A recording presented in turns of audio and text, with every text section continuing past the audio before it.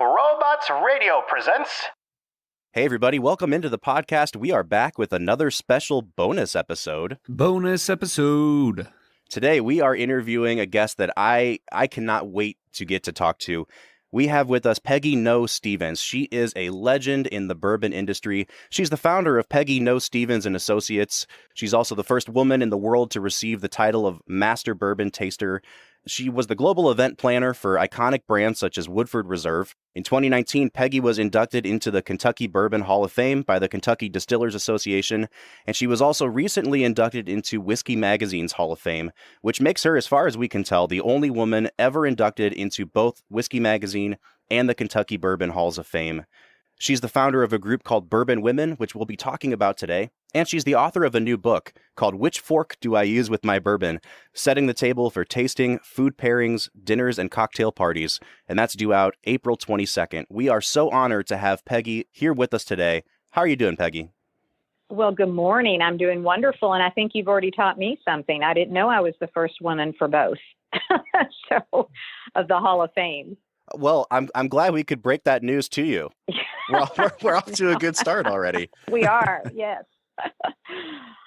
So, Peggy, you know, all legends in any industries kind of start off with a simple story of how they decided to go off on an adventure. And we're just really curious about where does your story start in the whiskey world? How did you first get introduced to the spirit? We see that you have quite a lineage. And I'm wondering if you could kind of talk to our audience about how whiskey has impacted your life for the entirety of it, if it has. Well, gosh, you know, growing up in Kentucky, I have to say it was part of my fabric of growing up and having, you know, my parents had parties at their home, whether it be Christmas eggnog with bourbon or, you know, just in general. I remember my mother's highballs and taking small sips of those, you know, when I was younger, and the old Jim Beam decanters that my father proudly put on his bar that he would receive as gifts. So, you know, growing up, bourbon was always around us. And then it really wasn't until I really sourced a career in the hotel business that I learned the specifics of the product and the category because I was in catering and convention sales. And so with that, we had to know how to pair wine, and we had to know all the different brands and categories of products so that we could do the catering portion. So I learned, I guess that I consider that kind of my boot camp for learning about entertaining and food and events and all of that. And then I guess 3 or 4 years into my career as a hotelier, Brown-Forman headhunted me, and they were starting a global travel department. And they wanted someone to head up all of the events and promotions and things of that nature that needed execution across the globe. So then I really sunk my teeth into working for Brown-Forman and worked on such iconic brands like Woodford Reserve and Jack Daniels and Southern Comfort and, you know, a whole host of wines that they had in their portfolio at that time. So that's when the training really kicked in. And my time at Woodford, Lincoln Henderson, who is a big icon, in my opinion, of the industry, he was with Old Forester and Jack Daniels and Brown-Forman forever, probably 30 plus years, and then went on in retirement to start Angel's Envy, and which was a huge success. And I was really, looking back, just fortunate to have had him train me to become a bourbon master taster. So I would say that was really when I took off on my career. Absolutely. And one of the things that really fascinates me about your career is this move into basically being in charge of the Woodford Reserve visitor experience. And the more I've heard you talk about, you know, the kind of inception of the visitor experiences in some of these Kentucky distilleries, I really want to ask you, for those of us who have gotten into bourbon in the last 10, 15, 20 years, we're used to these really sort of well-executed, well-scripted visitor experiences in distilleries. But I'm wondering if you could kind of talk a little bit about when you first came into the industry, what sort of visitor experiences did you see, if any, and how have they morphed over the last couple decades? You know, that's an excellent question. And when we were beginning Woodford Reserve, gosh, it was under construction in like 1994. And I think we opened in October of 96. I have that date just ingrained in my memory. But prior to that, bourbon was actually on a bit of a decline. And, the distilleries that I really credit of having a visitor center very early on was Maker's Mark. In Ancient Age, which is now Buffalo Trace Sazerac, but that was what it was called back then. And there was no Kentucky Bourbon Trail. But what was happening is we were starting to see a comeback in bourbon, and I credit that to some of the retro cocktails like the Manhattan and the Old Fashioned. And so we were trying to bring back bourbon. So with Woodford and Brown-Forman investing, well over $14 million into that facility, others came along, and we started to see a real growth and interest in what the consumer experience is. And if you really think about it, it's almost like we pollinate geographically. When a visitor from, let's say, Ohio comes to a Kentucky distillery and they experience, that culture and lifestyle, they'll go back and tell, on average, 18 of their friends about the experience and the product, and they take home a bottle. So it was this incredible marketing tool and a powerful marketing tool to create an experience and get a lifelong ambassador for your brand. In that time that I was at Woodford, and this is a great story, two women who were actually my competitors, one was at Makers, one was at Jim Beam, but we were all guest services directors. And we were trying to bring more visitors, to our establishment, but we also enjoyed each other and would travel to tourism conferences and drink each other's whiskey and all of these things. So it was really out of, kind of watching ourselves in our career to say, hey, we got to cross market and help each other out. And so we approached the KDA, which is the Kentucky Distillers Association, and said, how about we come up with a Bourbon Trail? And we put every experience on the Bourbon Trail so that visitors can map it out and, go and enjoy it. And, fast forward to 2020, there's over, millions have come now to see the different distilleries. And it's just blossomed in a way that I think even the industry couldn't imagine, in 1990. Yeah, it's absolutely amazing that you guys were able to create this iconic part of Kentucky that, not just on a whiskey level, but as a state, this is something that you guys get to take pride in, that you have this Bourbon Trail. And I was kind of curious, when you guys started with this, obviously you were thinking collaboratively with one another of how, if we get people in state to check out a lot of bourbon distilleries, we're all going to benefit. But did you think that it would ever have the global reach that it now does? No, I honestly, back in the 90s, it was three women trying to build visitor traffic, right? And, the Kentucky Distillers Association really brought it to life because they were able to bring all the distilleries together, for a common mission. And that is what's so unique, I would say, about our industry is kind of that rising tide raises all ships.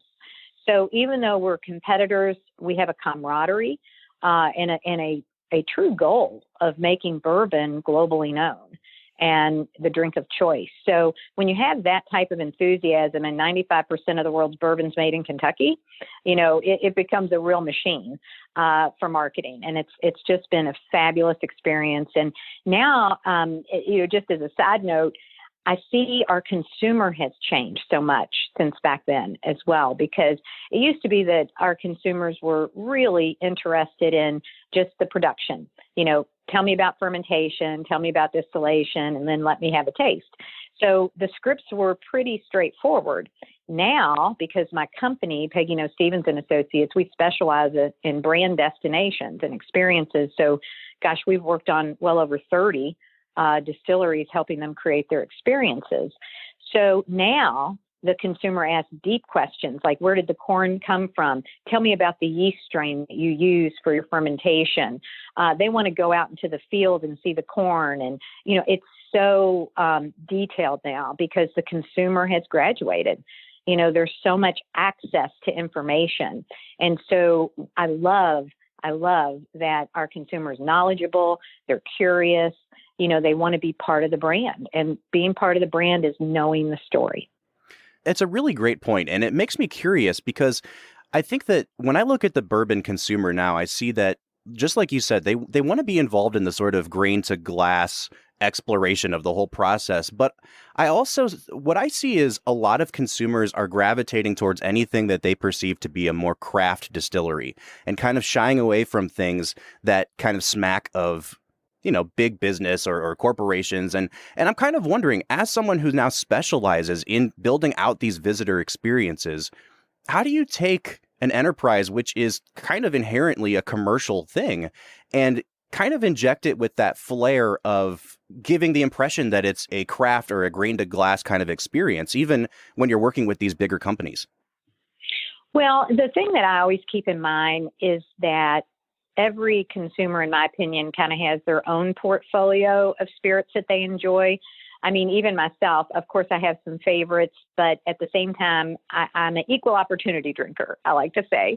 And I think our consumers are too. So when they come across a new brand, a craft brand, let's say like Peerless, and they taste it and they fall in love with it, that's not going to keep them from still enjoying an Elijah Craig or an Old Forester, another time.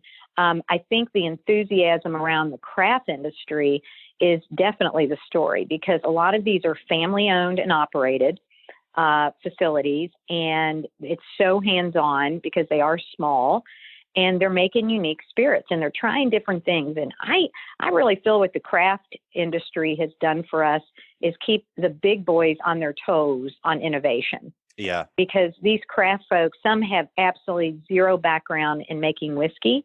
And so they attend like Moonshine University to learn about, how to work a still and all of these things, but they have such unique ideas and things that we had never thought of, because a lot of times being in the industry, we become a little bit of status quo sometimes, because if it's not broke, you don't have to fix it. But I do think that it has powered the innovation for even the larger distilleries to stay on cue. And I'm kind of curious, you are the first female master taster. What is the difference between a master taster versus a master distiller versus a master blender? Obviously when you're working with the big boys or with the craft distilleries, you have to know your whiskey. And so I'm curious if you can kind of help our listeners understand the differences there. Well, here's what's so interesting about our industry. We're not like the wine folks, that have sommeliers, master sommeliers, and all of these different tests and credentials. And it's very uniform. How you graduate in the wine world on your knowledge. The bourbon industry is not like that at all, nor is really the whiskey industry. But what it is each and every distillery decides titles and training and who they deem, sufficient to be the master distiller or to be the master blender or master taster. But they are very unique roles. So there's not a set definition by any stretch of the imagination. A master distiller, in my opinion, is in charge of the overall innovation and quality, of the spirit that's being created. A true master distiller is very hands-on and manages kind of the production area. And you might have a production manager, you might have a barrel inventory manager and things of that nature, but overall the buck stops with the master distiller. A master blender is going to take, the different barrels and make sure that they're mingled correctly and, assure the consistency of the product, as far as creating it. And then a master taster is also a quality control, if you will, but it can go further than that. They can become ambassadors, for the brand, conduct tastings to consumers. Also, in my opinion, one of my big roles was exploring the whole culinary aspect, of the spirit and tasting our product and comparing it to what it would pair nicely with, what it would mingle with well in a cocktail.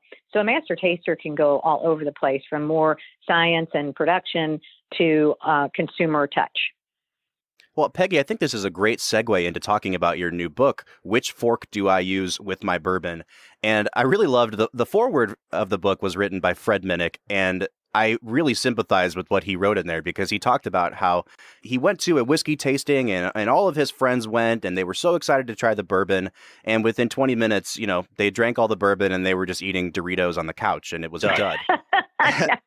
And I got a kick out of his forward. I can really relate to that. And what I love about your book is it's this beautifully formatted, it's almost like a coffee table book.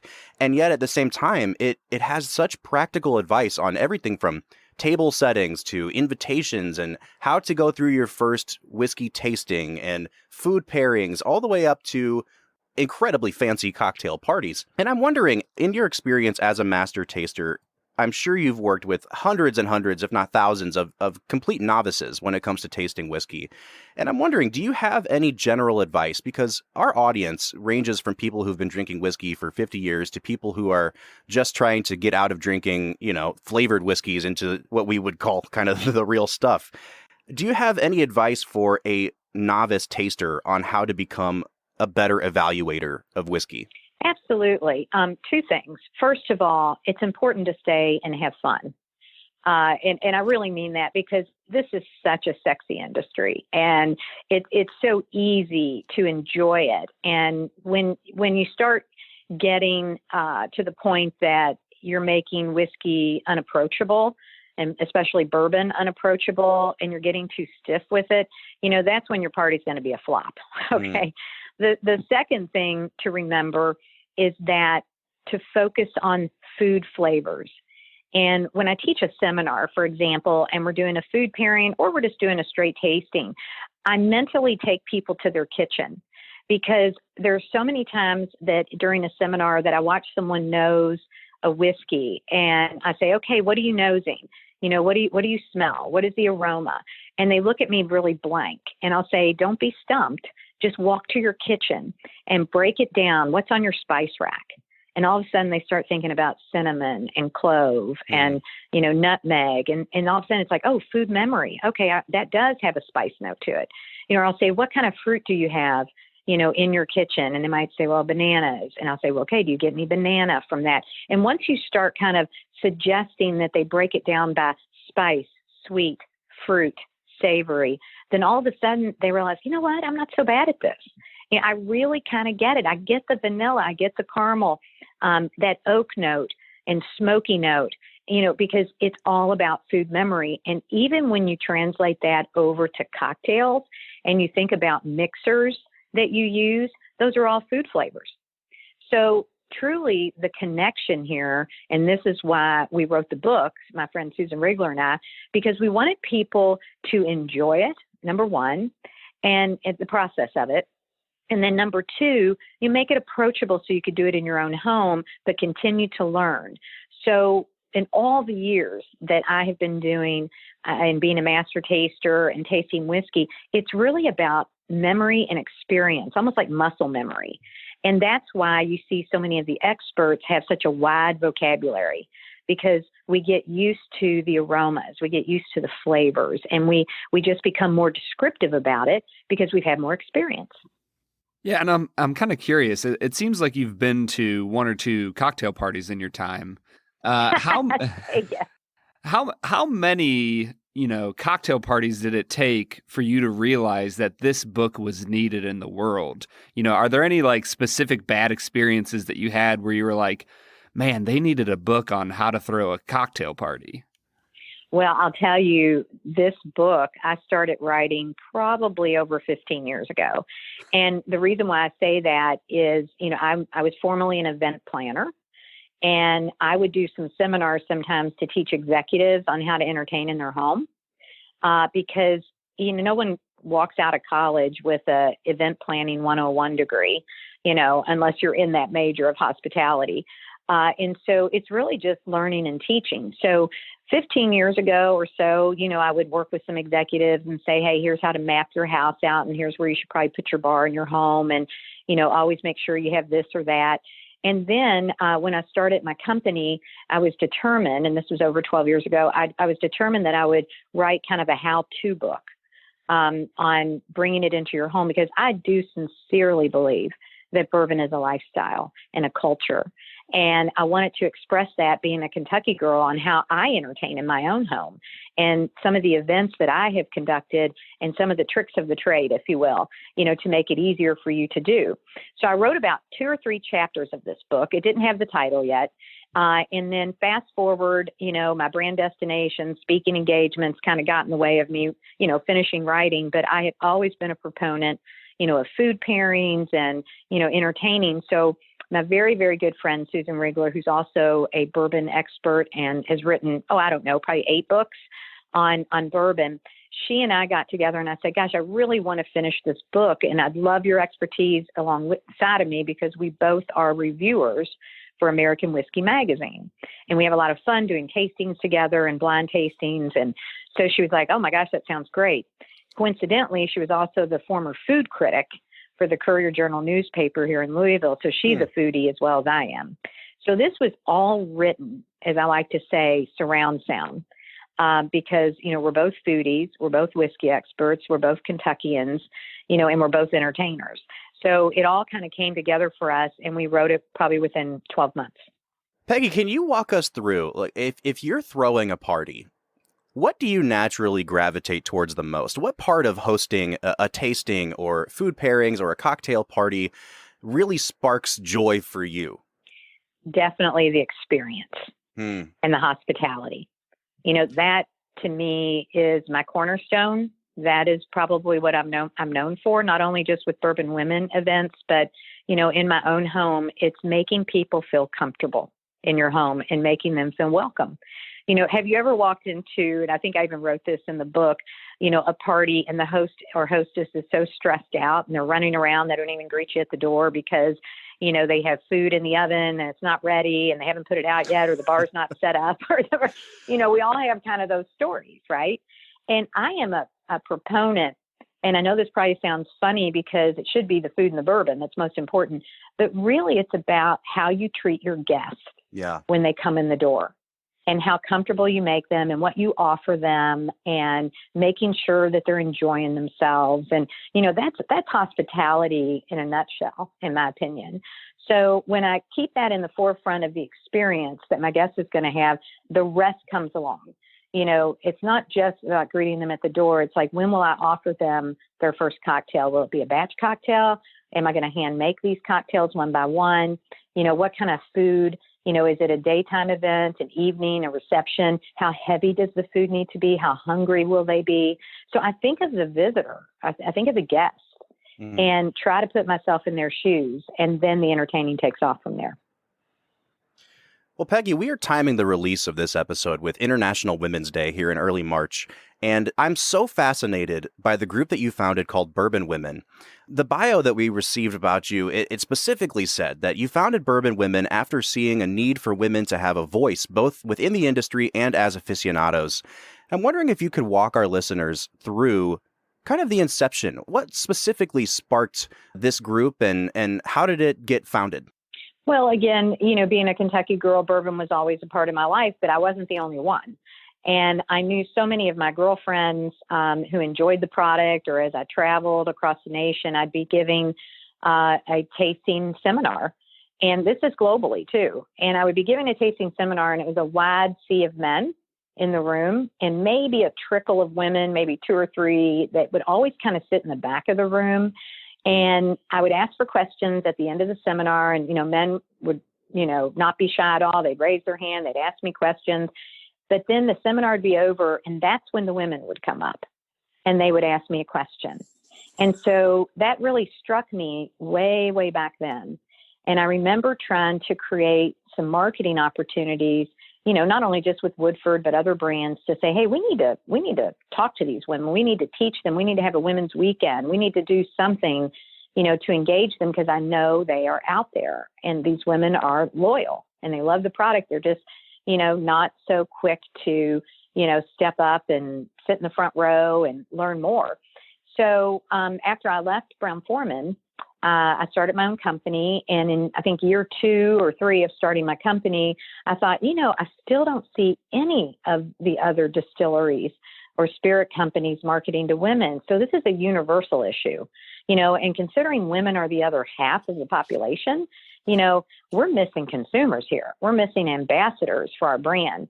So I brought together a series of focus groups of women and interviewed them and talked to them, and we tasted product and we asked them what they liked. And the biggest question was, hey, if we ever put together an organization that really focused on education of the product, what would it look like? What would you want? And that's how Bourbon Women formed. We just listened to women. And I never will forget when I put all my research together and, kind of had kind of a framework of what the Bourbon Women Association would become. I went and knocked on Bill Samuel's door because Bill has been a mentor of mine for so long and always a big proponent for me. In fact, he introduced me during the Bourbon Hall of Fame, which was quite special, as you can imagine. And I sat with Bill and I showed him all of this. And I said, Bill, what do you think? Am I crazy? Do you think this will take off? Do you think, the industry will embrace it or just pat us on the head and say, oh, isn't that cute?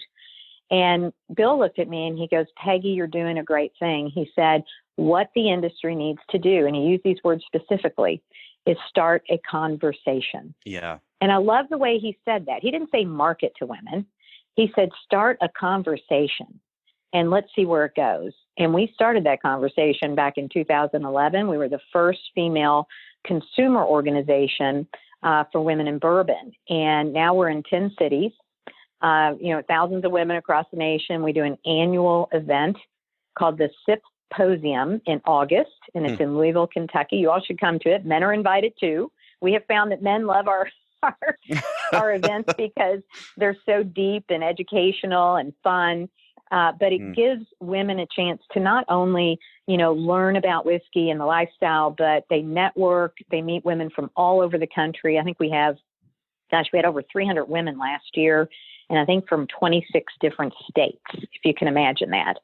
We've planned over 200 events across the nation, and I'm not the only person. And I want to make that clear. There's a board of women who are on our association board, and they are dynamite. And they are the ones that are responsible for all this national success. And I commend them for that. Well, Peggy, I can tell you for sure that your campaigning is working. I have so many female friends who would self-describe themselves as a whiskey girl, that is the main thing that they drink. And I think it's an awesome thing to see. And I'm kind of curious, where do you see Bourbon Women going in the future as far as celebrating women in bourbon and advocating for it to be a spirit that can be enjoyed by everyone? Well, I do think there's power in numbers. And as we continue to grow, we're very careful on how we grow. Like I said, we're in 10 different cities. We'll very strategically decide, where is next. And so, for example, we just launched not too long ago, Texas. And so I'm flying to Austin, Texas in March to do a big seminar for them. So we will, keep growing nationally. But I will tell you, too, that a lot of people don't know that Bourbon Women is a 501c6. And if you don't know what that is, yes, it's a nonprofit, but it allows us to lobby for the industry. So this is a two-prong effect. Bourbon Women's a movement. It's not just a drinking club. And we really try to help the industry on legislative issues, PAC programs that need taking off, and general support of the industry. So it's kind of the business side and the fun side, mixed into one. So I think we'll take on a bigger role. And that's why I say there's power in numbers, because when legislators hear, not just from men, but from women across the nation on certain issues, it's powerful. It's very powerful. Peggy, I'm interested in hearing, do you think that the bourbon industry is kind of a good example or a good microcosm of women in the workplace across the U.S., or is it different than what you would see in other industries? Well, as far as women working in the industry? Yeah, in terms of how women are treated in the industry, employability, what you see as kind of like opportunities for growth for women in the industry. Sure. I have to say, and I'm very proud to say this, I think Bourbon Women, since its inception, has been a catalyst for change. And the reason why I say that is because more women who actually worked in different venues of like the financial institutions or banking or lawyers or whatever, they have learned different positions and jobs that are available to them in the industry and have applied for those. And we try to help with that networking and get them connected so they understand how they can become part of the industry and actually work for the industry. Internally, with companies and spirit companies, I think there's a phenomenal increase in women in marketing positions, especially since I've been, working for a big company a long time ago. I still think we're missing the mark on C-suite positions. I think in distribution companies, I think that could probably improve as well. But I do see roles changing. I see improvement. I still think we have room for opportunity, but for the most part, we're on the good pendulum swing.